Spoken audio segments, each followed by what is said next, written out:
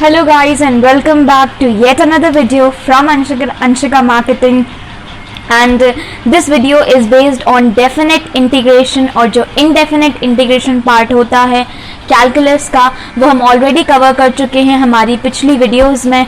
Along with that we have also discussed differentiation. तो अगर आपने वो वीडियोस नहीं देखी हैं देन डेफिनेटली उनका लिंक डिस्क्रिप्शन में है, आप उनको डेफिनेटली जाकर चेकआउट कर सकते हैं बिकॉज इस वीडियो के पहले आपको उन वीडियोस की नॉलेज होना is quite it will B quite helpful for you. तो विदाउट फर्दर डिले हम लोग जैसा कि हर वीडियो में हम लोग कर रहे हैं कि we are discussing on 10 major points उस चैप्टर से रिलेटेड, मे बी 10 या फिर 6 to 5 पॉइंट्स होते हैं उस चैप्टर से रिलेटेड, जिसमें हम लोग हमारी जो पूरी वीडियो होती है, पूरा चैप्टर जो होता है उसको समराइज करते हैं. तो मैं ये डेफिनेट इंटीग्रेशन लेकर आई हूँ and this is chapter number 16 from O.P. Malhotra. We have already discussed lesson number 1, that was relations, lesson number 2, that is functions, lesson 13, 14, 15 which were based on indefinite integration, lesson number 12 that was differentiation, and now we are moving on to our lesson number 16 which is definite integration. इसमें हम लोग 10 points discuss करने वाले हैं और उन पर based हमारे जितने भी कंसेप्ट्स हैं वो डेफिनेटली क्लियर होने वाले हैं.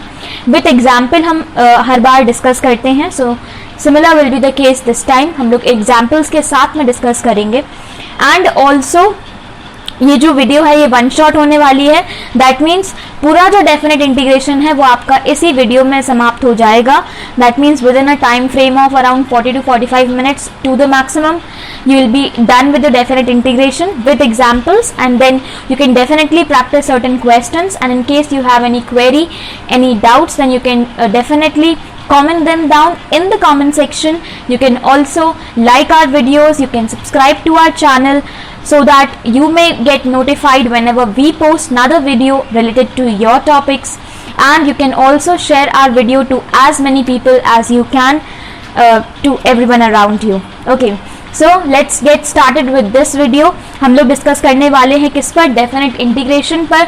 और definite integration basically targeting ISC. It's equally good for CBSE and other boards as well. So all the students can definitely watch if you are aspiring for class 12th or even for your higher exams. Then you can definitely watch the video. Okay. तो हम लोग start करने वाले हैं definite integration को, और इसमें हमारा फर्स्ट पार्ट जो है that is the first point जो होने वाला है वो इसी पर बेस्ड है कि डेफिनेट इंटीग्रेशन होता क्या है. हम लोगों ने पढ़ लिया इंडेफिनेट इंटीग्रेशन. अब ये डेफिनेट इंटीग्रेशन क्या चीज आई है, तो इसको समझाने के लिए let me give you a certain example तो नहीं है but yes this is expression. मैं आपको एक लिख रही हूँ यहाँ पर. मेरा एक्सप्रेशन होता था integral f of x dx and this was equal to capital f(x) plus c. ये कुछ अगर आपको याद है पिछले चैप्टर्स से, तो जो इंटीग्रेशन होता था हमारा वो इस तरीके से होता था.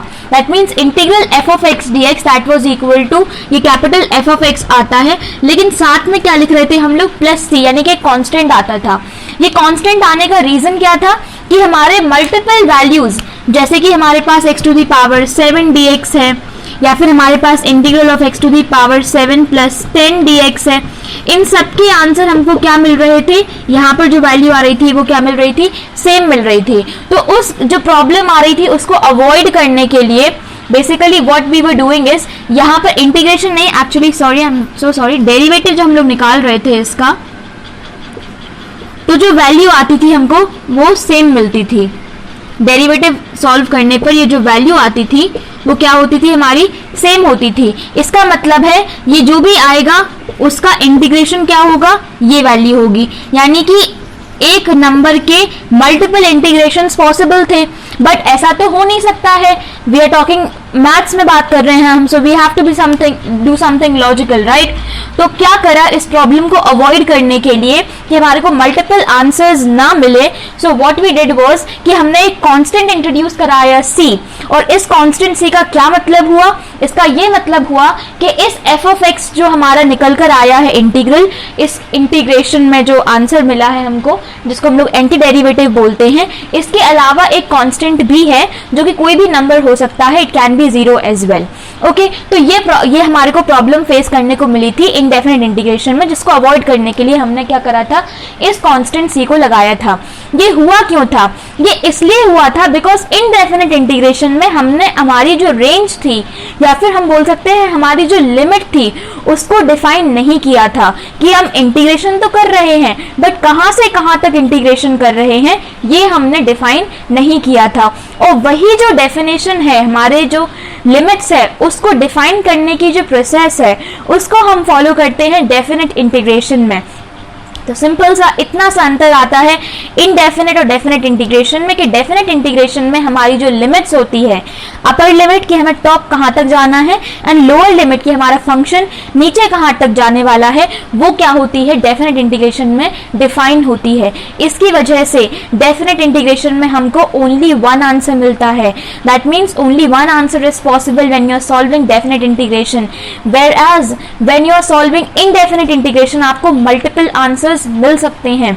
सेम फंक्शन को आप अगर डिफरेंट तरीके से लाइक से फॉर एग्जांपल हम ट्रिग्नोमेट्रिक आइडेंटिटी का यूज कर रहे हैं तो डिफरेंट ट्रिग्नोमेट्रिक आइडेंटिटी का अगर हम यूज करेंगे तो हमको डिफरेंट आंसर्स मिलेंगे and that's absolutely fine with indefinite integration. But जब हम लोग आते हैं डेफिनेट इंटीग्रेशन पर तो आप कोई भी मेथड अप्लाई करें कुछ भी लगाएं एट द एंड आपका रिजल्ट सेम ही आना चाहिए। दैट मीन्स कि तभी आपका आंसर क्या होगा करेक्ट होगा। That means only one answer is possible किसमें डेफिनेट इंटीग्रेशन में। तो ये हमारा था क्या इंडेफिनेट इंटीग्रेशन। अब डेफिनेट इंटीग्रेशन में हुआ क्या, डेफिनेट इंटीग्रेशन में पहली चीज जो हुई वो तो ये हुई कि ये जो कांस्टेंट था ये हट गया, ये कांस्टेंट यहां से रिमूव हो गया। और सेकेंड थिंग क्या हुई कि इस जो ये इंटीग्रल का साइन था इसके नीचे और इसके ऊपर हमने क्या किया हमारी जो लिमिट्स थी उनको डिफाइन किया। लेट्स से हमारी जो लोअर लिमिट है वो a है एंड जो अपर लिमिट है वो क्या है b है। ओके यानी कि हमारा जो फंक्शन है वो हम इंटीग्रेट कर रहे हैं within the range a to b, within the limit a to b। जो हमारी लोअर लिमिट होती है वो कहाँ लिखी जाती है, लोअर चीज है देयरफॉर उसको कहाँ लिखते हैं हम लोग बॉटम में। So this is like this integral a to b f of x dx, this will give me f of x और इसको मुझे इंटीग्रेट करना है कहां से कहां तक a से b तक। तो जो मेरा एक्सप्रेशन था इनडेफिनेट इंटीग्रेशन में वो बदलकर ये बन जाता है। I hope this is clear. ये जो हमारी वैल्यू है नीचे जो लिखा होता है this is the lower limit and जो ऊपर लिखा होता है this is the upper limit. ये क्या होती है हमारी अपर लिमिट होती है। और इसको सॉल्व कैसे करते हैं हम, सो बेसिकली हमको यहाँ पर f ऑफ x मिल रहा था। अब इस f ऑफ x में हम लोग को क्या पुट करनी है हमारी लिमिट्स a टू b। तो हमेशा बड़ी चीज से छोटी चीज को सब्ट्रैक्ट किया जाता है। इस वजह से आप याद रख सकते हैं कि हमारी जो अपर लिमिट होती है उसमें से लोअर लिमिट को सब्ट्रैक्ट किया जाता है। दैट मीन्स x की जगह पर एक बार हम अपर लिमिट रखते हैं and next time we put our lower limit. तो f ऑफ b आता है पहले माइनस f ऑफ a आता है और जब ये सॉल्व होता है तो हमको डेफिनेटली सिर्फ वन आंसर पॉसिबल होता है। तो आई होप आपको ये समझ आ गया होगा कि इंटीग्रल इसको बोलते कैसे हैं, how to read it. So it is integral a to b f of x dx and this is equal to capital F of x from a to b।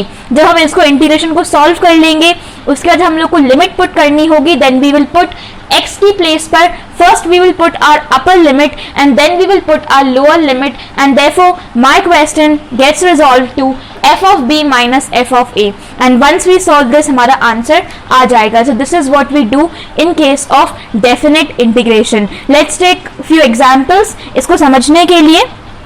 Okay.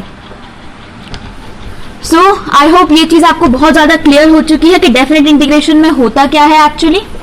Now moving on to my questions कि हम लोग उसको solve किस तरीके से करते हैं और इस चीज का इम्प्लीमेंटेशन किस तरीके से होता है हमारे क्वेश्चंस में। So let's take an example. मेरे पास एक क्वेश्चन दे रखा है that is integral 0 to π/2 cos square x dx। Okay so integral 0 to π/2 cos square x dx आपको क्या करना है, अभी के लिए आप पहले क्या करिए लिमिट्स को भूल जाइए। लेट्स टेक कि हमारा जो क्वेश्चन है सिर्फ ये था integral cos square x dx।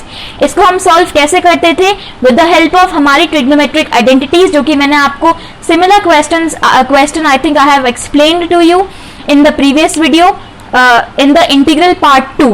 Yes क्या करते हैं हम इसमें हम cos स्क्वायर x की आइडेंटिटी लगाते हैं which is equal to 1 plus cos 2x by 2। तो ऐसा करने वाले हैं, लिमिट्स हमारी एज इट इज लिखेंगे 0 to pi by 2 and this will be 1 plus cos 2x by 2 dx। इसका क्या मतलब होता है, 1/2 बाहर आ जाता है, इंटीग्रल इट विल बी 0 से pi by 2, this is 1 dx plus we will have integral 0 to pi by 2 cos 2x dx। इसको सॉल्व करेंगे तो हाफ एंड दिस इज 1 का इंटीग्रेशन इज x, कहां से कहां तक, 0 से pi by 2 and plus this is cos 2x का integration will be sin 2x upon 2 and my limits will be from 0 to pi by 2। Now अब क्या करना है मेरे को, यहां तक मेरा बेसिक क्वेश्चन था जो मैं इनडेफिनिट इंटीग्रेशन में भी सॉल्व कर रही थी। अब मुझे क्या करना है कि जब मेरे को ये वैल्यूज मिल गई हैं उसका मुझे अपनी लिमिट पुट करनी है। लिमिट पुट मैं कैसे करने वाली हूँ, मेरा जो हाफ है वो एज इट इज रहेगा, यहाँ पर आई will right my upper limit. Upper limit क्या है मेरी x की, विच इज पाई बाय 2, यानी कि एक बार x की जगह पर पाई बाय 2 माइनस एक बार x की जगह पर 0, ये मेरी x की लिमिट हो गई, प्लस 1/2 में बाहर ले सकती हूँ यहाँ से, एंड एक बार x की जगह पर पाई बाय 2 और एक बार माइनस x की जगह पर sine 2 into 0 that is equal to 0। और जब मैं इसको सॉल्व करूंगी तो मेरे को मेरा आंसर मिल जाएगा which is equal to half into pi by 2 that is equal to pi by 4। ऐसा क्यों हुआ, क्योंकि यहाँ से हाफ इंटू पाई बाय 2 करेंगे और हाफ इंटू यहाँ पे sine 2 into pi by 2 that makes it sine pi. Sine pi की वैल्यू 0 होती है एंड साइन 0 इज ऑलरेडी 0, तो ये 0 0 0 हो जाता है, यहाँ पे सिर्फ बचता है half into pi by 2 and that is equal to pi by 4। तो आपने देखा कि किस तरीके से यहाँ पे मेरे को सिर्फ और सिर्फ एक आंसर पॉसिबल था। I hope this is clear. My answer is pi by 4. You can copy it down. Now moving on to my next example, जो कि मेरा है based on rationalization, जो मैंने आपको एक मेथड बताया था while we were solving our indefinite integration। एक मेथड होता है हमारा सॉल्व करने का क्वेश्चंस को, that is by rationalization। तो हम लोग उस पर बेस्ड एक क्वेश्चन देखने वाले हैं। Let's see another question, जो मेरा है integral 0 to 1, this is 1 upon under root 1 plus X and this is minus under root X dx। ये मेरा क्वेश्चन दे रखा है, तो मेरा पहला स्टेप क्या होने वाला है, I have to rationalise it. तो ऊपर नीचे मैं इसके कॉन्जुगेट से मल्टीप्लाई करने वाली हूँ। मेरी limits will remain as it is 1 plus X plus under root of X upon this will become 1 plus X minus under root of X and this will become 1 plus X plus under root of X and dx यहाँ पर। तो मैं इसको लिख सकती हूँ 0 to 1 and integral this is under root of 1 plus x as it is plus under root of x as it is dx। ये मेरे को दिख रहा है a minus b and a plus b and that is equal to nothing but a square minus b square। तो a square and minus b square, इससे ये cancel होता हुआ डिनोमिनेटर हमारा कुछ नहीं बचता है। 0 to 1 integral this is the 1 plus x plus under root x dx।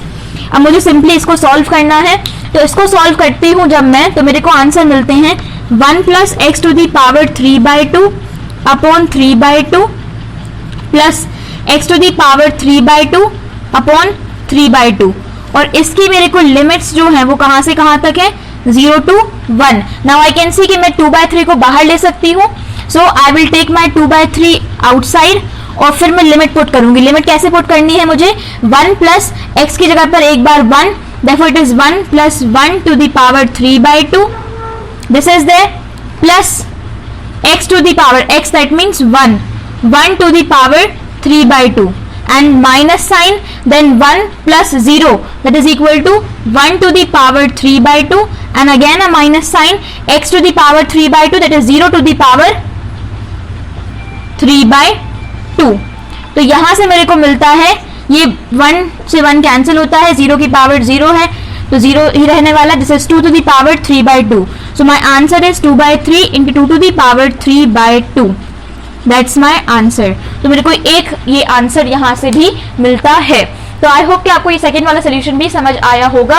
और इसी तरीके से जो हमारे बेसिक क्वेश्चंस होते हैं बेस्ड ऑन डेफिनेट इंटीग्रेशन, उनको आपको सॉल्व करना होता है। कैसे? पहले आप उनको रिजॉल्व करेंगे with the help of indefinite integration के जो आपके रूल्स थे उसकी मदद से, and once you are done with that आप उसमें डायरेक्टली क्या कर सकते हैं, लिमिट अप्लाई कर सकते हैं। Limit will be upper limit minus the lower limit, और हमारा एक हमको फाइनल आंसर मिल जाता है। तो आपको ये क्लियर अगर होता है, देन हम लोग अपने सेकंड पॉइंट की तरफ मूव करने वाले हैं, which is an important part और आपका एक बहुत ज्यादा ही मेजर पोर्शन कवर करता है डेफिनेट इंटीग्रेशन का, which is when you integrate by substitution. तब आपके क्या चेंजेस आते हैं क्वेश्चन में, और तब आपको क्या चेंजेस करने होते हैं आपके सोल्यूशन में, उसके बारे में हम पढ़ने वाले हैं once you have copied it down. So I hope you have paused the video and copied it down. अब हम लोग मूव ऑन करते हैं हमारे सेकेंड पॉइंट की तरफ, and my second point says कि हमको जब क्या करना होता है जब हम लोग इंटीग्रेशन करते हैं by substitution. By substitution I hope आपको ये भी याद होगा। दिस इज अगेन, इसलिए मैं आपको बार बार ये रेकमेंड कर रही हूँ, बार बार ये बोल रही हूँ कि अगर आपने पिछली वीडियोस हमारी जो इनडेफिनेट इंटीग्रेशन की है, चाहे आप हमारे चैनल पर देखें कहीं और देखें, बट अगर आपने वो वीडियो नहीं देखी है इनडेफिनेट इंटीग्रेशन की, तो आपको बड़ी समस्या, बड़ी प्रॉब्लम आ सकती है इन क्वेश्चंस को सॉल्व करने में, क्योंकि आपको जब बेसिक्स ही नहीं आएंगे तो आप आगे कैसे मूव ऑन कर सकते हैं, राइट? तो आप उनको देखिए, वहां पर हमने मेथड्स बहुत अच्छे से समझाए हैं विद एग्जाम्पल। अगर आप उनको देख लेते हैं तो आपको ये सारी चीजें बहुत आसानी से समझ में आने वाली हैं। Okay, so moving on to my second, जो हमारा जो प्रॉपर्टी है, सॉरी जो पॉइंट है, विच इज जब हम लोग सब्स्टिट्यूशन करते हैं तब हमारी लिमिट्स का क्या होता है। तो एक तरीका तो ये होता है कि आप सब्स्टिट्यूशन करने से पहले ही अपने क्वेश्चन को इनडेफिनेट इंटीग्रेशन का बना लीजिए। दैट मीन्स आप लिमिट हटा दीजिए और सिंपली आप क्वेश्चन को सॉल्व करिए, जो भी आंसर आता है उसमें वैल्यूज को, जो हमारी लिमिट्स हैं उनको पुट कर दीजिए x के रिस्पेक्ट में, जैसा कि हमने यहाँ किया था। बैक सब्स्टिट्यूशन करने के बाद आप वैसा कर सकते हैं। लेकिन आपका जो सेकेंड मेथड होता है, जो कि एक आसान तरीका होता है, एट द सेम टाइम जो कि आपको बहुत जल्दी समझ में आने वाला है, एंड ऑल्सो जो कि इतना ज्यादा लेंथी नहीं होती है जिसकी प्रोसीजर, आप उसमें क्या कर सकते हैं कि while you are substituting your variables, जो आपके x के रिस्पेक्ट में चीजें कर रहे थे, तो आप जब x को जो है हमारे को उसमें जो सब्स्टिट्यूशन ला रहे थे, एट द सेम टाइम आप क्या कर सकते हैं, जो हमारी लिमिट्स है उनमें भी सब्स्टिट्यूशन लेकर आ सकते हैं। दैट मीन्स जहां पर आपने वेरिएबल चेंज किया है वहीं पर आप उस वेरिएबल के रिस्पेक्ट में आपकी जो लिमिट्स हैं, अपर लिमिट एंड लोअर लिमिट, उनको भी चेंज कर सकते हैं, और वहीं से आपका जो क्वेश्चन है एक नया क्वेश्चन बन जाने वाला है, और वहां से आप फर्दर उसको सॉल्व कर सकते हैं। इसमें एक जो ये जो मैंने पॉइंट बताई जो थे ही थे, साथ में एक और बेनिफिट क्या होता है इसमें डेफिनेट इंटीग्रेशन में, कि आपको इसमें आप अवॉइड कर सकते हैं और आप बच जाते हैं बैक सब्स्टिट्यूशन से, क्योंकि आपको जो t वेरिएबल था उसकी लिमिट मिल जाती है, इसलिए आप डायरेक्टली उसमें वैल्यूज पुट कर सकते हैं, आपको वापस से x को सब्स्टिट्यूट नहीं करना पड़ता है। तो आपकी ये जो है एक प्रॉब्लम जो थी पिछली बार, जो आप भूल जाते थे कई बार कि आपको t को सब्स्टिट्यूट करना है, मतलब x की वैल्यू सब्स्टिट्यूट करनी है, वो आपको इसमें अवॉइड कर दी जाती है, वो आपको नहीं करना होता है। तो मैं क्वेश्चन के थ्रू आपको समझाने वाली हूँ कि इसमें हम लोग एक्चुअली क्या करने वाले हैं। So let's take an example. हमारा क्वेश्चन है integral 0 to 1 x upon x square plus 1 dx. So my question is integral 0 to 1 x dx upon x square plus 1. इसमें मेरे को इतना तो पता है जितना मैंने पढ़ लिया है अभी तक, तो उसके हिसाब से कि मुझे x स्क्वायर प्लस 1 को t लेना है, जिसका डेरिवेटिव ऊपर न्यूमरेटर में हमारा बैठा हुआ है। तो हम लोग क्या करते थे कि we considered x square plus 1 को हमने क्या किया, t पुट किया, तो हमारे को 2x dx equal to dt मिलता है। That means x dx is equal to क्या मिलता है, dt बाय 2। ये तक, यहां तक तो हमारा काम था जो हम इनडेफिनेट इंटीग्रेशन में कर रहे थे। अब नया क्या करना है हमको, वो ये होता है कि जो हमारा ये एक्सप्रेशन है x square plus 1 equal to t, क्योंकि हमको टी की लिमिट्स चाहिए है, तो हम लोग क्या करने वाले हैं, एक बार x के जगह पर अपर लिमिट पुट करके t की वैल्यू निकालेंगे और एक बार x की जगह पर लोअर लिमिट रख के t की वैल्यू निकालेंगे। तो हमको क्या मिल जाएगी, हमारी t के रिस्पेक्ट में हमारी अपर लिमिट एंड लोअर लिमिट मिलने वाली है। सो एक जगह पे क्या करना है, हमको अपर लिमिट लगानी है, तो अपर लिमिट निकालने के लिए क्या करने वाले हैं, x की जगह पर 1 पुट करेंगे, so this is 1 का square 1 plus 1 that is equal to t, and that means t is equal to 2 यहां से आता है, और मेरी लोअर लिमिट निकालने के लिए मैं क्या करने वाली हूं, दिस इज 0, तो 0 plus 1 equal to t, which implies that t is equal to 1। तो मेरा ये अपर लिमिट आ गई 2 एंड लोअर लिमिट मेरी आ गई 1। अब मेरा जो क्वेश्चन होता है वो क्या बन जाता है, now my question resolves to lower limit 1 to upper limit 2, and this was x dx, जिसकी वैल्यू मेरे पास यहाँ पर है dt by 2 upon t square plus 1 that is equal to t। तो इसको मेरा जो आंसर आएगा वो किस तरीके से आएगा, this will be equal to half log mod t, और इसमें मैं जो मेरी वैल्यूज है वो किसकी सब्स्टिट्यूट करने वाली हूं मैं 1 से 2 तक। That means I will write it as, I am solving it here, this equal to half as it is log t, that means upper limit which is 2 minus log 1 which is a lower limit, और ये मेरी property होती है log की, log a minus log b is equal to log a by b। ये आ गया, that is equal to half log 2। इसको आप ऐसे भी लिख सकते हैं log 2 to the power 1 by 2। ये मेरा क्या आ जाता है, फाइनल आंसर आ जाता है। तो आप देख सकते हैं मैंने क्या किया, यहां तक मेरा इंडेफिनिट इंटीग्रेशन का पार्ट में कर रही थी। What is the new thing that I did, कि मैंने क्या किया, x square plus 1 equal to t consider कर जो मैंने ऑलरेडी कंसिडर कर रखा था, वहां पर मैंने एक्स की जगह पर एक बार अपर लिमिट पुट करी, जिससे मेरी टी के रिस्पेक्ट में अपर लिमिट मिली मुझे, और एक बार मैंने एक्स की जगह पर लोअर लिमिट पुट करी, जिसकी वजह से मुझे टी की क्या मिली, लोअर लिमिट मिलती है।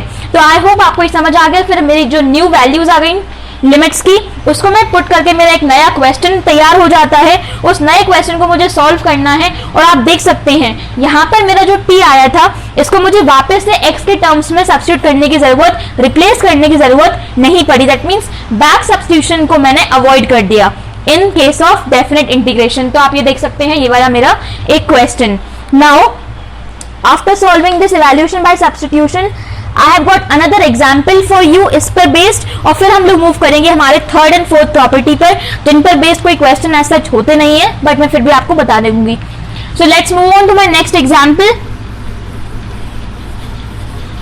जिसको आपको जो बाय पार्ट्स लगता है उस तरीके से सॉल्व करना है। तो इनिशियल मेथड मैं आपको बताने वाली हूँ, बाकी जो प्रोसीजर है वो आप खुद सॉल्व करेंगे, एंड अगर आप सॉल्व करते हैं और आपका आंसर आता है तो डेफिनेटली आप उसको कॉमेंट कर सकते हैं in the comment section, so that we can know कि yes you are studying from, like you're being benefited or you're getting helped. Okay, so let's move on to my next, which is 0 to pi by 2 cos x dx upon 1 plus sin x and 2 plus sin x। 0 to pi by 2 cos x dx upon 1 plus sin x and this is 2 plus sin x। इसमें मैं क्या कर सकती हूँ, पहला काम तो मेरा यही होता है कि मुझे ऐसी कोई वैल्यू देखनी है इसका डेरिवेटिव ऊपर मौजूद हो। अगर मैं 1 प्लस साइन एक्स को t कंसिडर करती हूँ तो cos x तो बैठा हुआ है, बट फिर 2 है यहाँ पर, तो उसे मुझे 1 प्लस t कंसिडर करना पड़ेगा। वैसे भी मैं कर सकती हूँ, बट अगर मैं चाहूँ एक और तरीका, तो उसमें सिर्फ साइन एक्स को मैं अगर t कंसिडर करूँ तो मेरा cos x dx ऊपर मुझे दिख रहा है, so I can solve it by that way. क्या करती हूँ मैं, आई विल कंसिडर कि मेरा साइन एक्स क्या है, इक्वल टू t है, जिसकी वजह से जो मेरा sin x का डेरिवेटिव जो होता है, that is cos x dx equal to dt मुझे ऊपर दिख रहा है, isn't it? तो मैंने ये दो चीजें क्या करी, कंसिडर करी। ये दो मुझे वैल्यूज जैसा मैं इनडेफिनिट इंटीग्रेशन में करती थी वैसा का वैसा हो गया। नई चीज मुझे क्या करनी है कि मुझे यहाँ पर अपर लिमिट निकालने के लिए साइन x की जगह पे क्या पुट करना है, pi by 2 that is equal to t, which implies that t is equal to 1, और फिर क्या करना है, लोअर लिमिट के लिए I will put sine x which is 0 that is equal to t, that implies that t is equal to 0। तो मेरा question क्या रिजॉल्व हो जाता है, this is 0 to new limit that is 1 and cos x dx is equal to dt upon this is 1 plus t and this is 2 plus t। ये मेरा नया question बन जाता है। इसको मैं बाय पार्ट्स लगाकर सॉल्व कर सकती हूँ, that is a upon 1 plus T plus b upon 2 plus T. वहां से मेरे जो भी वैल्यूज आने वाली है उसको मैं डायरेक्टली लिमिट पुट कर दूंगी 0 to 1 and I will get my final answer. तो इसके आगे आप इसको सॉल्व कर सकते हैं। माय मेन मोटिव वाज कि आपको लिमिट्स कैसे पुट करनी है वो सिखाना। तो I hope I am done with this thing. अब मैं मूव ऑन करती हूँ मेरे थर्ड पॉइंट की तरफ, जो कि क्या होती है, एक डेफिनेट इंटीग्रेशन की एक प्रॉपर्टी है। आप जल्दी से उसको समझ भी जाएंगे, कोई इसमें बड़ा बहुत कुछ समझने के लिए है नहीं एज सच उस प्रॉपर्टी में, आप आसानी से देख सकते हैं उसको। So my property number 3 basically point number 3 है, प्रॉपर्टी नंबर तो 1 ही होती है। वो क्या कहता है, वो ये कहता है कि अगर मैं इंटीग्रल निकाल रही हूँ a to b f of dx का, तो वो सेम निकल कर आता है किसके, integral a to b f of y dy के। यानी कि अगर मेरी लिमिट सेम है, अगर मेरी क्या है, लिमिट सेम है, तो सिर्फ वेरिएबल चेंज करने से कुछ भी फर्क नहीं आने वाला है मेरे क्वेश्चन में।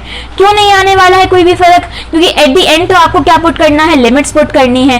तो अगर आपको वेरिएबल कुछ भी आप रख देते हैं और उसी वेरिएबल के टर्म्स में आप अगर उसको इंटीग्रेट करते हैं, तो आपका जो रिजल्ट आएगा वो कैसा आने वाला है, सेम आने वाला है। इसको मैं समझा देती हूँ। लेट्स टेक, यहाँ पर हम लोग लेते हैं integral, let's take 1 to 3 x to the power 5 dx and let's take 1 to 3 once again y to the power 5 dx। तो क्या मिलेगा यहाँ से, x to the power 5 को x to the power 6 upon 6 and this is 1 to 3 and this is y to the power 6 upon 6 1 to 3। that means 1 upon 6 बाहर, 3 का 6 minus 3 to the power 1 and this will be again 1 by 6 बाहर and this is y, that means 3 to the power 6 minus 3 to the power 1। तो क्या आप देख सकते हैं दोनों में आंसर सेम आ रहा है मेरा। बस यही ये प्रॉपर्टी कहने वाली थी कि हमारा वेरिएबल चेंज करने पर अगर हमारी लिमिट सेम है तो जो हमारे आंसर्स आने वाले हैं उस पर कोई भी फर्क नहीं आने वाला है, इंटीग्रल पर फर्क नहीं आने वाला है। ये मेरी थी property number 3, point number 3 actually. Now moving on to my point number 4, जिसको भी मैं आपको दिखा दूंगी with the help of an example. तो मैं पॉइंट नंबर 4 पर मूव करती हूँ जल्दी से, और मेरा पॉइंट नंबर 4 होता है नेगेटिव साइन को लेकर। उसमें क्या होता है वो देखते हैं।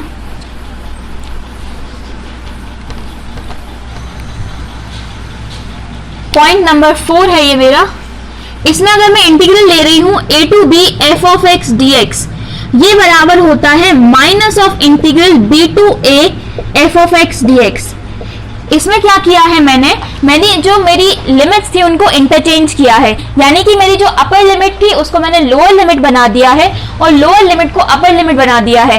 ऐसा करने पर क्या होता है, एक नेगेटिव साइन का इंट्रोडक्शन होता है।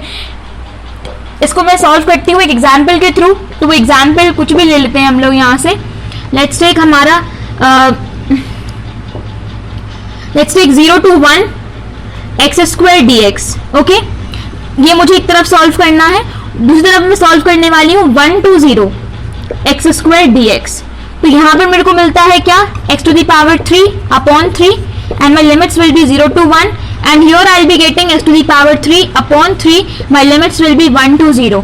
यहाँ सॉल्व करूंगी then it will be 1 by 3 बाहर and this will be x that is 1 का क्यूब minus 0 का cube and this will be 1 by 3 बाहर 0 का क्यूब minus 1 का क्यूब, यानी कि मुझे यहाँ से मिलता है 1 by 3 और यहाँ से मुझे मिलता है माइनस का 1 by 3। तो आप देख सकते हैं कि यहाँ पर मेरे को पॉजिटिव साइन मिला और यहाँ पे मेरा क्या हुआ, आंसर रिमेन्स द सेम, बस एक नेगेटिव साइन का इंट्रोडक्शन हो जाता है। तो this was my property number 2 and my point number 4। Now moving on to my fifth point, जो कि एक बहुत ही खूबसूरत सी प्रॉपर्टी है, उसको हम लोग डिस्कस करते हैं। ये छोटी मोटी सी प्रॉपर्टीज थी, इन पर बेस्ड क्वेश्चंस भी ज्यादा पूछे नहीं जाते हैं, इसलिए मैं ज्यादा टाइम भी नहीं दे रही हूँ इनको सॉल्व करने में, इनको समझाने में। जो इंपॉर्टेंट होने वाला है उस पर हम ज्यादा टाइम देंगे, ज्यादा फोकस देंगे, सो दैट आपको वो चीज अच्छे से आ जाए। सो माय फिफ्थ पॉइंट, जो कि हमारा ब्रेक करने की प्रॉपर्टी होती है, हमारी लिमिट्स क्या होती है इसमें ब्रेक कर दी जाती हैं। कैसे, मेरा एक क्वेश्चन, मेरी एक वैल्यू है integral a to b f of x dx, right. इसको मैं लिख सकती हूँ तोड़कर integral of a to c f of x dx plus integral c to b f of x dx। ये एक इंपॉर्टेंट प्रॉपर्टी है जो जब आप अपने क्वेश्चन सॉल्व करते हैं बेस्ड ऑन मॉड फंक्शन या फिर based on greatest integer function, तब आपको ये बहुत ज्यादा ही हेल्प करते हैं। क्या हो रहा है इसमें, हमारी जो लिमिट थी वो a से b तक डिफाइन थी, हमने क्या किया, उसे एक पॉइंट c पर ब्रेक कर दिया। कैसे, हम ले गए हमारे फंक्शन को a से c तक और फिर हमने हमारे फंक्शन को C से उठाकर कहां तक ले गए, उसको B तक। ये हमारी प्रॉपर्टी होती है जो आपको याद होनी चाहिए, so as to solve your mod functions and also your greatest integer functions. क्या हो रहा है, integral a to b f of x dx की जो वैल्यू होती है that is equal to integral a to c f of x dx plus integral c to b f of x dx। इसको हम देखते हैं, इसको किस में मदद करती है। As I have told you कि हमारे जो मॉड फंक्शंस होते हैं और हमारे जो ग्रेटेस्ट इंटीजर फंक्शंस होते हैं उनको हम सॉल्व कर सकते हैं with the help of this property. तो मैं दो क्वेश्चंस लेती हूँ, एक मेरा क्वेश्चन होने वाला है मॉड फंक्शन से रिलेटेड एंड दूसरा होने वाला है ग्रेटेस्ट इंटीजर फंक्शन से रिलेटेड। उसके पहले आपको दोनों ही फंक्शंस आने चाहिए, नहीं आते हैं तो आप प्लीज उनको सीख कर आइए कि दोनों फंक्शंस होते क्या हैं। थोड़ा सा मैं बताने भी वाली हूँ आपको, आप देख लेते हैं। यहाँ पर हम लोग क्वेश्चन देखते हैं, हमारा एग्जाम्पल है बेस्ड ऑन मॉड फंक्शन। क्या है मेरा question, this is integral 2 to 8 mod of x minus 5 dx। ये मेरा क्वेश्चन है। मॉड फंक्शन के बारे में आपको नॉलेज होनी चाहिए अगर आप 12th क्लास के स्टूडेंट हैं एंड स्पेशली अगर आप इस टाइप के क्वेश्चन सॉल्व कर रहे हैं। तो होने क्या वाला है मेरा कि जब तक ये जो वैल्यू है मैं इसको मैं लिख सकती हूँ, मेरी जो लिमिट होने वाली है वो क्या होने वाली है, ये जो वैल्यू है ये कैसी रहेगी, पॉजिटिव वैल्यू रहेगी। कब तक, जब मेरी जो x की वैल्यू है वो कैसी है, ग्रेटर देन इक्वल टू क्या है 5 के। लेकिन ये जो मेरी वैल्यू है वो नेगेटिव साइन के साथ आएगी, कब, जब मेरी x की जो वैल्यू है वो कैसी है, लिमिट जो है वो क्या है, वैल्यू जो है वो क्या है, लेस देन 5 होती है। बस इस चीज का हमें यूज करना होता है, ये आपको रिजॉल्व करना आना चाहिए कि अगर ये x minus 5 फंक्शन दे रखा है तो हमारे पास ये x plus 5 आने वाला है पॉजिटिव, जब हमारी x की value greater than equal to होने वाली है 5 के, और ये माइनस के साइन के साथ आने वाला है जब हमारी वैल्यू जो है x की वो कैसी है, लेस देन 5 होती है। इन दो केसेस में हमारा जो पार्ट है वो ब्रेक हो जाएगा। 5 से ग्रेटर का मतलब हो जाता है 5 to 8 हमारी लिमिट जा सकती है, और 5 से लेस का मतलब हो जाता है 2 से 5 तक हम लोग ब्रेक कर सकते हैं। यानी कि जो हमारा ब्रेकिंग पॉइंट मिला वो क्या मिला, 5। तो हमारी जो लिमिट है यानी जो सी पॉइंट है वो क्या है इस क्वेश्चन में, 5। 2 से जाएंगे हम लोग 5 तक, तब तक हमारा जो वैल्यू रहेगी वो नेगेटिव की रहने वाली है। प्लस यहाँ पर जाएंगे हम लोग 5 से 8 जहां पर हमारी जो वैल्यू है वो कैसी रहने वाली है, पॉजिटिव की रहने वाली है। ओके, सो माय यहाँ पर मैं negative sign as it is and this is going to be x square by 2 minus this is 5x, और यहाँ पर मैं लिमिट पुट करने वाली हूँ इसमें 2 to 5 and plus sign in between, and this is x square by 2 minus 5x and this is 5 to 8। और आप ऐसा ना सोचें अगर यहाँ पर नेगेटिव साइन आया है इसका मतलब है कि आप नेगेटिव साइन और प्लस साइन को कैंसिल कर देंगे। No, you can not cancel. क्यों नहीं कैंसिल कर सकते हैं, बिकॉज यहाँ पर लिमिट 2 से 5 तक थी और यहाँ पर लिमिट 5 से 8 हो जाती है। सो ऑल्दो हमारी वैल्यूज ये माइनस का एक्स स्क्वायर बाय 2 और ये प्लस का एक्स स्क्वायर बाय 2 है, स्टिल हम इसको कैंसिल नहीं कर सकते हैं बिकॉज उन दोनों की ही जो लिमिट्स हैं वो क्या है, डिफरेंट है, वो दोनों क्या है, सेपरेट है। इस तरीके से हमारे मॉड फंक्शंस को सॉल्व करने के लिए इस प्रॉपर्टी का यूज किया जाता है जिसमें आप अपनी लिमिट को क्या कर सकते हैं, ब्रेक कर सकते हैं। और इस टाइप के क्वेश्चंस डेफिनेटली पूछे जाते हैं। These are one of the most important questions from definite integration. तो आप इसको कॉपी कर सकते हैं, इसके आगे आपको सिर्फ लिमिट पुट करनी है, वो आप आई होप आप कर सकते हैं by this time. So after this once you have done this we'll move on to the next हमारा जो क्वेश्चन होने वाला है which is based on greatest integer function. So I hope you have copied it down. Now moving on to my greatest integer function. उसके लिए आपको knowledge होनी चाहिए कि ग्रेटेस्ट इंटीजर फंक्शन क्या होता है, जिसमें हमारी हम वैल्यूज लेते हैं ग्रेटेस्ट इंटीजर फंक्शन में। उसमें हमारी वैल्यूज ली जाती हैं integer which is less than और इक्वल टू दैट नंबर, जो भी हमको नंबर दे रखा है उसके या तो बराबर हो, अगर वो खुद नंबर इंटीजर है तो वही नंबर हो जाएगा, या फिर जो भी वैल्यू हमको दे रखी है उससे छोटा, उससे जस्ट पहले जो भी इंटीजर लाई करता है वो हमारा क्या कहलाता है, ग्रेटेस्ट इंटीजर फंक्शन। ऐसे समझ सकते हैं हम उसको, ये हमारी नंबर लाइन है। लेट्स से हमारे को लेना है 2.5 से 3.5 की रेंज में ग्रेटेस्ट इंटीजर। ओके, तो मेरा 2.5 लेट्स से ये 0 मार्क है, this is 1, this is 2, this is 3, this is 4, somewhere यहाँ पे लाई करेगा मेरा 2.5 and somewhere here I will have my 3.5। तो ये रहा मेरा 2.5 का मार्क एंड ये रहा मेरा 3.5 का मार्क। इन दोनों मार्क्स के बीच में मैंने क्या बोला, मेरा ग्रेटेस्ट इंटीजर। तो हमेशा आपको जो लिमिट होगी उससे क्या देखना है, लेफ्ट साइड मूव ऑन करना है। किस साइड, लेफ्ट साइड। तो लेफ्ट साइड में मेरा इंटीजर क्या है, 3। तो मेरा आंसर क्या होने वाला है, 3, इस रेंज के अंदर। ओके, तो इस तरीके से क्या होते हैं, हमारे ग्रेटेस्ट इंटीजर होते हैं। अब मैं एक क्वेश्चन सॉल्व करने वाली हूं और मैं आपको दिखाती हूं कि इस प्रॉपर्टी का यूज हम कैसे करते हैं ग्रेटेस्ट इंटीजर के क्वेश्चन को सॉल्व करने के लिए।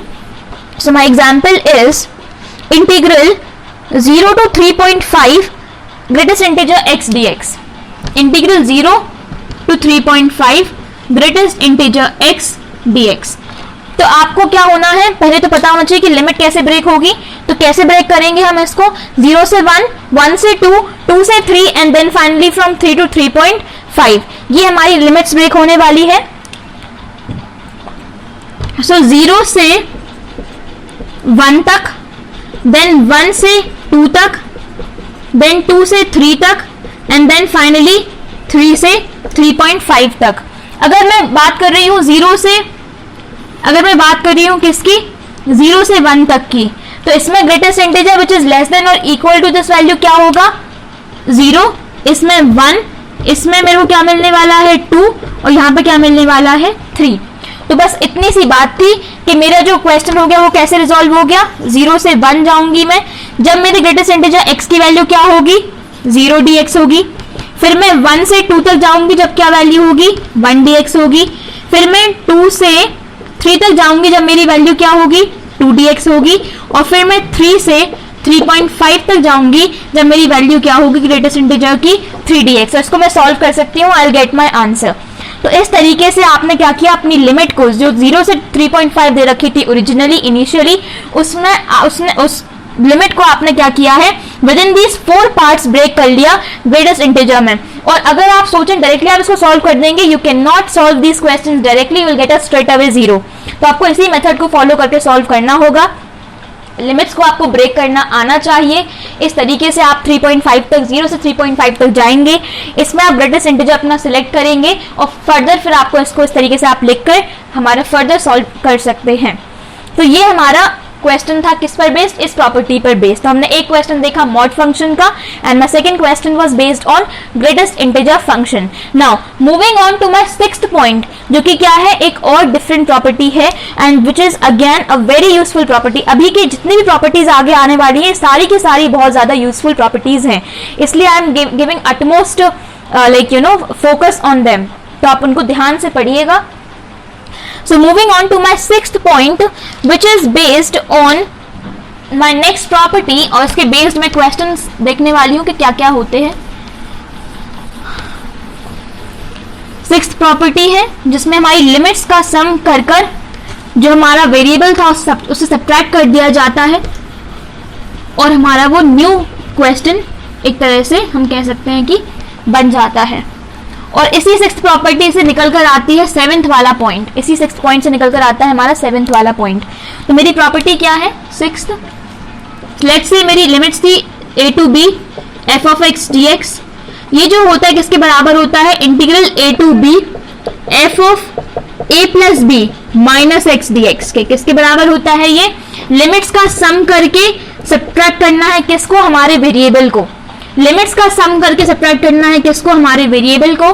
तो ये हमारी प्रॉपर्टी होती है कि integral a to b f of x dx किसके बराबर होता है, integral a to b f of a plus b minus x dx के बराबर होता है। और इसको सॉल्व करने के लिए कुछ ऐसा समझाने लायक इसमें है नहीं, आपको डायरेक्टली दिख रहा है, डायरेक्टली प्रॉपर्टी को अप्लाई कर सकते हैं। डायरेक्टली मैं क्वेश्चन पर मूव करती हूँ, इसलिए इसका क्वेश्चन मेरे को दे रखा है।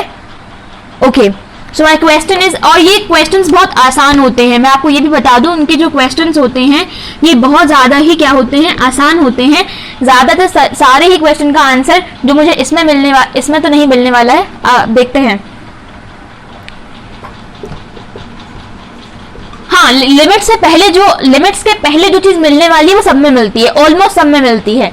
कुछ ही क्वेश्चन बचते हैं जिनमें नहीं मिलती है। क्या करना है आपको, ये हमारा, इसको हम लोग क्या कंसिडर करेंगे, हमारी i के बराबर है ये इंटीग्रल, और ये जो है हमारी क्या है, फर्स्ट इक्वेशन है। क्या है, ये हमारी फर्स्ट इक्वेशन है। हमको क्या प्रॉपर्टी अप्लाई करनी है, तो यहाँ पर आपको लिखना होगा, you will have to mention here कि अप्लाइंग प्रॉपर्टी व्हाट प्रॉपर्टी? ये प्रॉपर्टी, वो प्रॉपर्टी आप यहाँ पर मेंशन करेंगे, मैंने सिर्फ एरो लगाया है, आप उस प्रॉपर्टी को प्रॉपर्ली मेंशन करने वाले हैं। उसके बाद हम लोग लिखेंगे क्या, इंटीग्रल 2 से 5, ये क्या होने वाला है, a plus b, that is 5 plus 2 that is equal to 7। तो 7 में से क्या सब्ट्रैक्ट करना है, minus x upon this is x की जगह पे क्या आ जाएगा, 7 माइनस एक्स, प्लस x की जगह पे क्या आ जाएगा, 7 माइनस एक्स। यहां से ये कट चुका होगा, यहां से बचेगा क्या, सिर्फ x। ये मेरा जो है वो इंटीग्रल है फिर से, और ये मेरी क्या हो जाती है, सेकेंड इक्वेशन।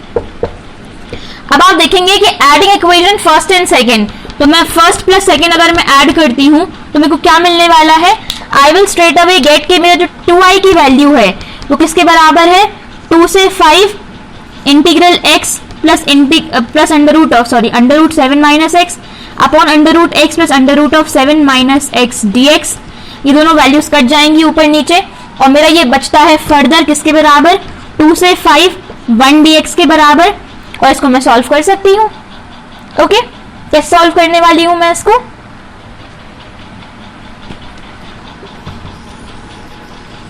ऐसे सॉल्व करने वाली हूं मैं इसको।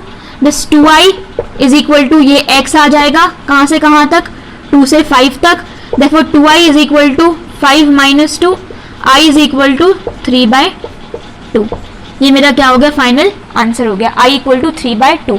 तो इस तरीके के क्वेश्चंस आपको इसमें मिलते हैं, बहुत आसान क्वेश्चंस होते हैं and they are equally important भी हैं, और आपको ये मार्क्स भी गेन करके जाते हैं, प्लस ये इजी भी होते हैं। तो डिड यू सी कि आपको सिर्फ प्रॉपर्टी अप्लाई करना था, बाकी जब ये कटता है तो बहुत आनंद आता है, तो इसलिए क्वेश्चंस क्या हो जाते हैं, थोड़े से एक्साइटेड हो जाते हैं टू सॉल्व। ये थी मेरी 6th प्रॉपर्टी। मैं 7th प्रॉपर्टी पे मूव ऑन करती हूँ। 7th प्रॉपर्टी जो है वो निकल कर आती है इसी प्रॉपर्टी से। करना क्या है उसमें देखते हैं। बस यहां पर हमारी लिमिट जो a से b तक थी उसमें सिर्फ क्या हो जाता है, लिमिट 0 से a तक हो जाती है। क्या हो जाती है, लिमिट 0 से a तक हो जाती है, और 0 से a तक लिमिट रहने पर आप 0 प्लस a करते हैं, डेफिनेटली आपको a मिलता है, और बस आपको वहां पर x की जगह पर क्या लिख देना होता है, a माइनस एक्स लिख देना होता है। सिर्फ इतना सा खेल होता है, जो कि हमारे को ये प्रॉपर्टी मिली है किससे, हमारी 6th पॉइंट से ही। तो क्या है हमारे पास इसमें, we are writing from 0 to a है ये f of x dx, इसकी वैल्यू will be 0 to a, f of a plus 0 is a minus x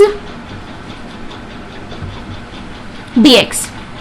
okay, it's equal to a integral of 0 to a f of a minus x dx। इस पर based हम एक question देखते हैं। This is my 7th point.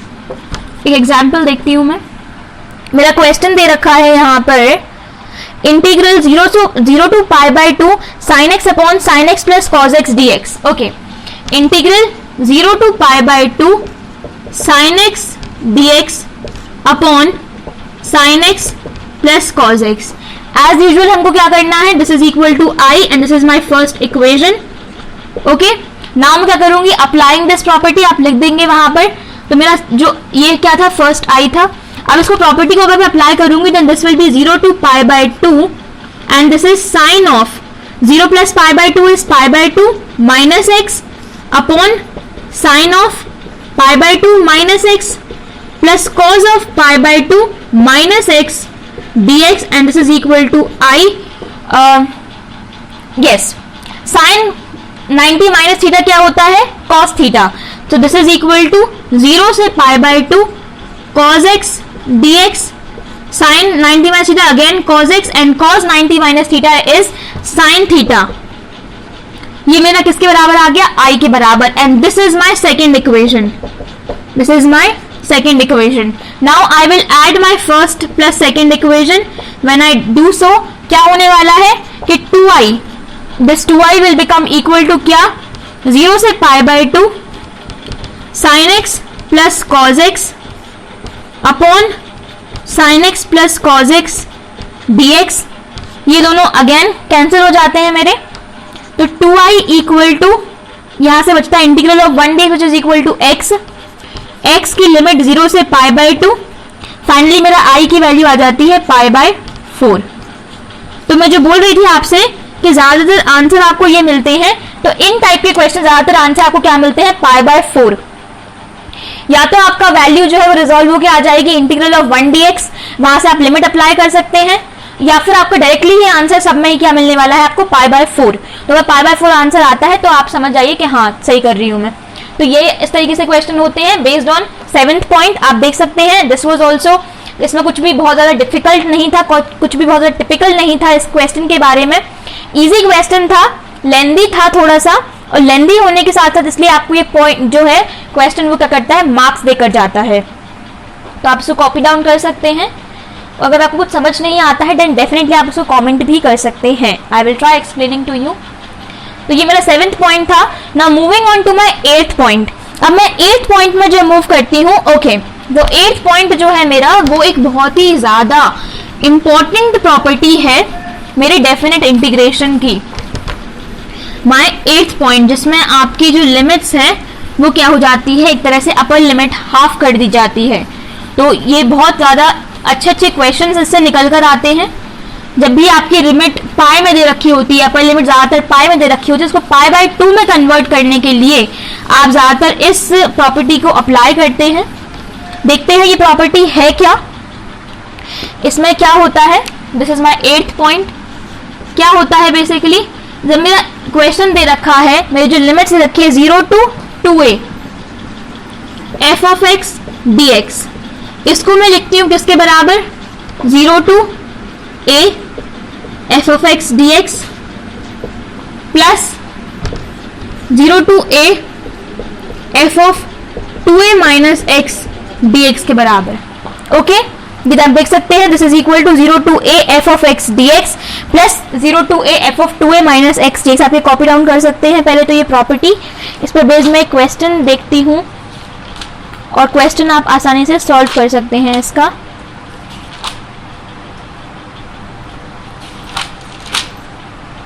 Yes, मेरे को एक question इस पर बेस्ड मिल गया है और उसको हम सॉल्व करेंगे।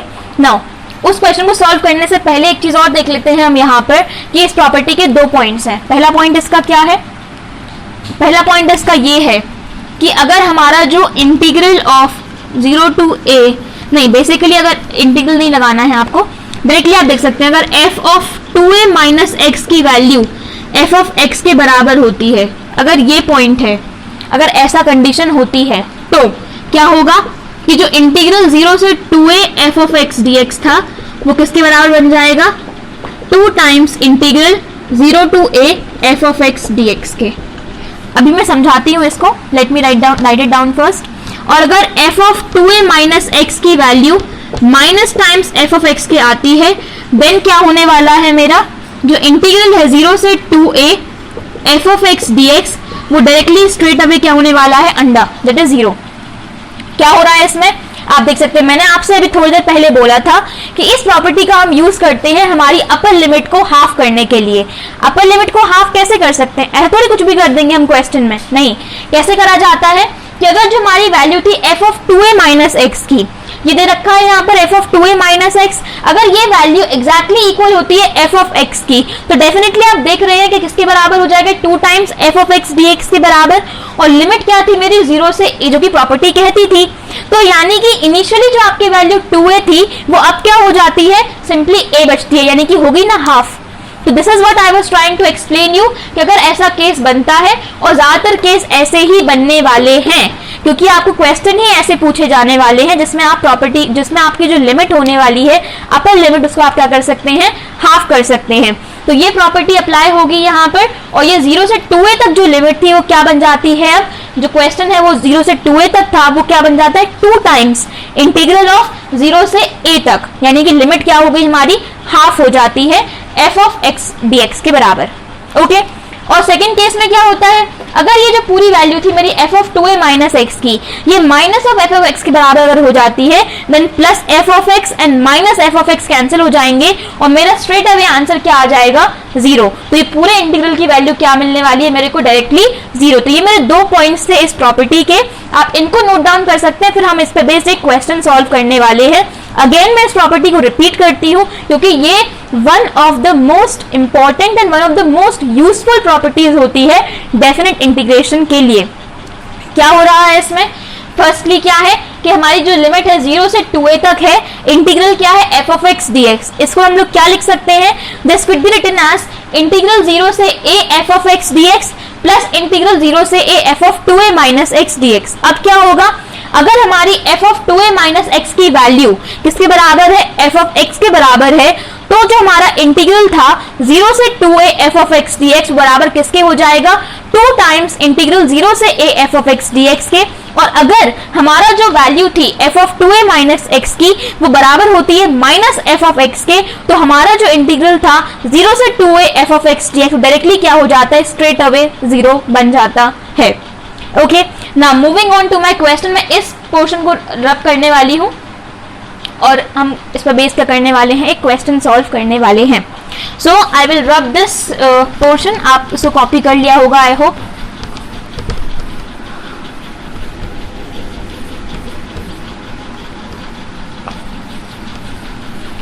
Okay, so let's solve my question. मैंने एक क्वेश्चन ढूंढा था अभी, मेरा क्वेश्चन था इंटीग्रल जैसे 0 से पाए, इंटीग्रल 0 से पाए a square cos square x plus b square sine square x। कुछ कुछ आपको याद आ रहा है इस क्वेश्चन को देखकर? ये क्वेश्चन हमने पिछली बार इनडेफिनिट इंटीग्रेशन में सॉल्व किया था, जब हम लोग क्या कर रहे थे, यहाँ से हमने cos स्क्वायर x को कॉमन लिया था, sec स्क्वायर x बनाते थे ऊपर, नीचे tan स्क्वायर x बनाया जाता था, जिसमें tan x को हम लोग t पुट करते थे। उसी टाइप का ये क्वेश्चन है, वही आपको इसमें करना है। बस आपको अंतर क्या है इसमें कि अगर आप पाई लिमिट पुट करेंगे तो आपको सॉल्व करने में दिक्कत आने वाली है, क्योंकि पाई लिमिट जो है वो हमारे टैन फंक्शन, क्योंकि हम लोग बाद में मिलने वाला है, और टैन फंक्शन को क्या बना देगी, नॉट डिफाइंड बना देगी। इस वजह से हमारे नॉट डिफाइंड ना हो डिनोमिनेटर में, हम लोग क्या करने वाले हैं, इसको लिखते हैं किसके बराबर, as per my as per my point number 8 हम लोग इस वैल्यू को किसके बराबर लिख सकते हैं, 2 टाइम्स इंटीग्रल 0 से कहां तक, पाई बाय 2। मैंने आपको ये लाइन भी बोली थी कि पाई को पाई बाय 2 में कन्वर्ट करने के लिए हम इस प्रॉपर्टी ज्यादातर यूज करते हैं।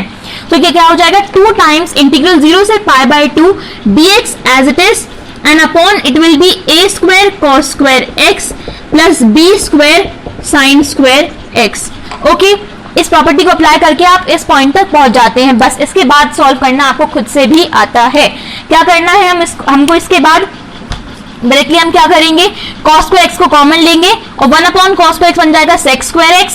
तो और जो लिमिट्स हैं इसमें वो भी चेंज होंगी, बट बिफोर डूइंग दैट क्या बनेगा ये क्वेश्चन, 2 टाइम्स इंटीग्रल 0 से pi by 2 and this is sec square x dx upon यहाँ पर क्या लिखा हुआ है मेरे पास, a square plus this is b square and sign square x upon cos square x बन जाता है मेरा tan स्क्वायर x। ओके, अब क्या करना है मेरा नेक्स्ट स्टेप मुझे सब्स्टिट्यूट करनी है वैल्यूज। उसके भी पहले maybe I can take my b square common यहाँ से, तो बी स्क्वायर में कॉमन ले सकती हूँ, तो बन जाएगा ये 2 अपॉन बी स्क्वायर इंटीग्रल 0 से pi by 2 this is sec square x dx as it is upon this is a upon b का whole square and plus this is tan square x। अब मैं करती हूँ क्या, अब मैं डायरेक्टली क्या करती हूँ, यहाँ पर मैं सिर्फ आपको लिख के बताऊंगी क्या क्या करना है, बाकी आपको इंटीग्रेशन को खुद से सॉल्व करना होगा। वी विल कंसिडर कि मेरा tan x equal to t है, दैट मीन्स क्या हो जाएगा यहाँ से sec square x dx equal to क्या बन जाएगा dt। ये चीज हो गई। फिर मुझे लिमिट्स पुट करनी है, तो लिमिट्स कैसे पुट करने वाली हूँ मैं कि tan x की जगह पर, this is my upper limit निकालने के लिए tan x that means tan of pi by 2 equal to t which implies that t is equal to how much, infinite। ये मेरी अपर लिमिट आ गई, t is equal to infinity, and my lower limit क्या आ जाती है, that is equal to tan of 0 which is equal to t, that means मेरी t की value क्या आ जाती है 0। तो मेरी अपर लिमिट बन जाती है infinity एंड लोअर लिमिट क्या बन जाती है 0। और मेरा क्वेश्चन जो था वो किस में रिजॉल्व हो जाता है, my question becomes 2 upon b square, this is 0 to infinity sec square x dx was equal to dt upon this is a upon b का square plus this is t का स्क्वायर। आपको यहाँ से directly दिख रहा होगा कि ये हमारे फॉर्मूला लग सकता है यहाँ पे 1 upon a square plus x square dx का, which is equal to nothing but 1 upon a tan inverse x upon a। और वहां से आप डायरेक्टली क्या कर सकते हैं, वैल्यू पुट कर सकते हैं लिमिट की, विच इज 0 टू इन्फिनिटी। अब मैं बताती हूँ आपको कि मैंने ऐसा क्यों किया, इस प्रॉपर्टी को मैंने अप्लाई क्यों किया। इसलिए किया क्योंकि अगर मैं पाई रखती तो मेरी tan पाई की वैल्यू भी मेरे को 0 मिल रही होती और tan 0 की वैल्यू भी मेरे को 0 मिल रही होती, और 0 माइनस 0 को थोड़ी ना हम सॉल्व करने जा रहे हैं। इस वजह से हमारी लिमिट्स को चेंज करने के लिए हमने क्या किया है, इस हमारी जो लिमिट थी पाई उसको पाई बाय 2 में कन्वर्ट किया इस क्वेश्चन में। तो जब भी आपको साइन के क्वेश्चन मिलते हैं डिनोमिनेटर में, या फिर आपको साइन के बदलाए आपको tan के क्वेश्चंस मिलते हैं, तो आप ज्यादातर क्या करते हैं, हमारी जो लिमिट पाई थी उसको पाई बाय 2 में कन्वर्ट करते हैं, क्योंकि बिना ऐसा करे आप अपने क्वेश्चन को सॉल्व नहीं कर पाएंगे। 0 माइनस 0 नहीं सॉल्व करना है हमको। ओके, तो आप देख सकते हैं इसको, इसके आगे आप इसको फर्दर सॉल्व कर सकते हैं। इसके बाद मेरा 9th एंड 10th पॉइंट रह जाता है। 9th पॉइंट में आपको बताने वाली हूँ कुछ डेफिनेशन मींस कुछ एक्सप्लेनेशन, और 10th पॉइंट जो है वो एक प्रॉपर्टी है उसी 9th पॉइंट पर बेस्ड। बस ये 2 पॉइंट्स रह जाते हैं, then we are done with this entire chapter of definite integration with examples. Okay, so now moving on to my 9th point. I hope आपने इसको कॉपी डाउन कर लिया है। 9th पॉइंट है मेरा, बहुत सारे बच्चों को ये पता भी होगा, अगर आपको नहीं पता है तो मैं समझाने के लिए 9th पॉइंट मैंने अलग से बनाया हुआ है, जिसमें मैं बात करने वाली हूँ मेरे ऑड फंक्शन की और मेरे इवन फंक्शन की, कि मेरा ऑड फंक्शन क्या होता है और इवन फंक्शन क्या होता है। अब जिसको नहीं पता है उसके हिसाब से ऑड नंबर होते हैं हमारे 1 3 7 9 और इवन नंबर्स होते हैं 2 4 6 8, बट ऑड फंक्शन की बात हो रही है और इवन फंक्शन की बात हो रही है, तो आपको नंबर्स को नहीं लेना है। क्या होता है ऑड फंक्शन और क्या होता है इवन फंक्शन, यहां पर समझते हैं हम ऑड फंक्शन को, और यहां पर हम समझते हैं हमारे इवन फंक्शन को। एक लाइन लिखूंगी उसमें सब कुछ क्लियर हो जाएगा। ऑड फंक्शन में क्या होता है कि f ऑफ माइनस एक्स की जो वैल्यू होती है वो किसके बराबर रहती है, माइनस एफ ऑफ एक्स के। और इवन फंक्शन में क्या होता है कि जो f ऑफ माइनस एक्स की वैल्यू रहती है वो f ऑफ एक्स के बराबर ही आती है। That's it. क्या है हमारे पास, अगर हम लोग सॉल्व कर रहे थे क्वेश्चन f ऑफ x पर बेस्ड, अगर मान लेते हैं x की जगह पे हम लोग माइनस एक्स वैल्यू पुट कर देते हैं, तो माइनस एक्स वैल्यू पुट करने पर अगर हमारे फंक्शन की value minus F of X के बराबर आती है, तो हमारा जो फंक्शन कहलाता है वो कैसा होता है, ऑड फंक्शन। जबकि उसकी बजाय अगर हम वैल्यू पुट करते हैं माइनस एक्स की और जो वैल्यू मिलती है हमको, आउटपुट जो मिलता है वो क्या मिलता है, एफ ऑफ एक्स के बराबर मिलता है, तो हमारा जो फंक्शन है वो क्या कहलाता है, इवन फंक्शन कहलाता है। एग्जाम्पल देखते हैं। Let us take an example. Let us say कि हमारा जो एफ ऑफ एक्स है this is equal to sine cube x.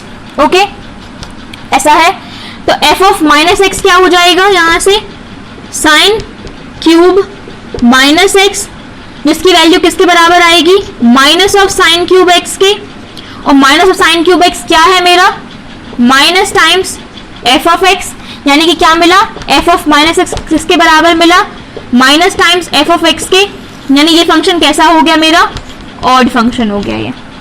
Okay, कैसा फंक्शन हो गया मेरा ये, odd function. This was my example. यहां पर एग्जाम्पल देखते हैं हम इवन फंक्शन के लिए।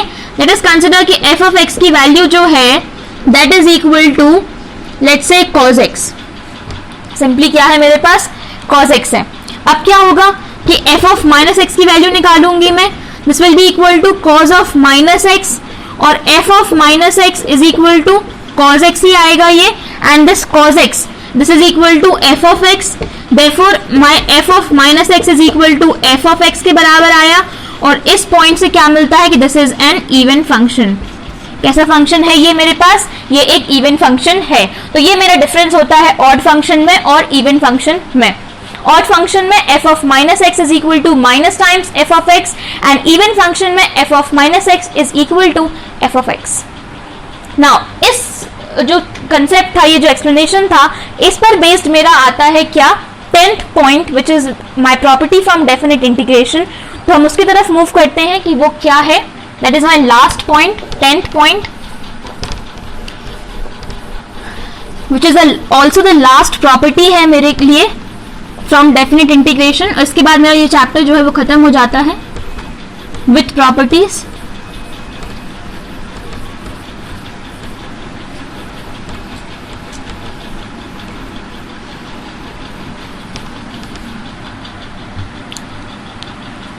Yes, so my 10th point जो कि एक प्रॉपर्टी है वो क्या कहता है कि जब मैं, इसके लिए भी एक क्वेश्चन होना चाहिए, we are, and you can also see कि we are referring to OP Malhotra, so you all, so like OP Malhotra से हम कर रहे हैं इस चीज़ों को. Question, yes, okay, I got this question for you. Okay, क्या दे रखा है मेरे पास, -a/a f of x dx. ये वैल्यू बराबर होती है जीरो के. डायरेक्टली स्ट्रेट अवे कुछ नहीं लिखना है आपको, क्या लिखना है, डायरेक्टली जीरो लिखना है. कब, जब हमारे पास क्या हो, ऑड फंक्शन हो. ओके, और यही वैल्यू जो है जीरो के बराबर होती है, और यही वैल्यू किसके बराबर होती है, 2 times integral 0 to a f of x dx के. जब कैसा फंक्शन हो मेरे पास, इवन फंक्शन हो. तो आपको क्या करना है, आपको अपना फंक्शन को चेक करना होता है. इसका तरीका क्या है इसको जांचने का कि ये प्रॉपर्टी अप्लाई कर सकते हैं या नहीं कर सकते हैं. देख सकते हैं आप, -a से a तक था, यानी कि लिमिट का नेगेटिव, जो भी वैल्यू है उसका नेगेटिव और उसका पॉजिटिव दे रखा है, तब आप इस फंक्शन को अप्लाई कर सकते हैं. तो आप वहां पर डायरेक्टली देखने वाले हैं कि f of x की वैल्यू कि वो इवन फंक्शन है या फिर वो ऑड फंक्शन है. अगर वो ऑड फंक्शन है डायरेक्टली उसकी वैल्यू 0 आ जाएगी. आप ऐसे भी आ सकते हैं, ऑड के लिए 0 होता है यहाँ पे o, तो यहाँ पे 0 आ जाता है. अगर आपका इवन फंक्शन है तो उसकी जो पूरा इंटीग्रल है उसकी वैल्यू क्या आ जाएगी, 2 टाइम्स इंटीग्रल 0 से a f of x dx. And remember, आप प्रॉपर्टीज अप्लाई करते हैं किस लिए, जिससे कि आपके क्वेश्चंस आसान हो जाएं. तो आपको ये नहीं सोचना है कि मैं ये तो अगर मैं अप्लाई करने वाली हूं तो मेरे को क्वेश्चन लेंदी बन रहा है. नो, मेरा हमेशा प्रॉपर्टी अप्लाई करने पर क्वेश्चन क्या हो जाता है, इजीली सॉल्वेबल बन जाता है. तो ये मेरा काम होने वाला है किसमें, in case of even function. Let's take an example based on this property. तो मैं एग्जाम्पल लेके चलती हूँ. मैंने अभी ढूंढा था एक example, that was yes, integral this is -π/2 to π/2 sin square x dx. Integral -π/2 to π/2 sin square x dx. Okay, पहला काम क्या है मेरा, इसको सॉल्व करने के लिए आई विल चेक कि मेरा जो फंक्शन है sin square x वो कैसा है, इवन फंक्शन है या फिर ऑड फंक्शन है. तो मैं यहाँ पर चेक करती हूँ मेरे फंक्शन को, sin square x, f of -x निकालती हूं मैं.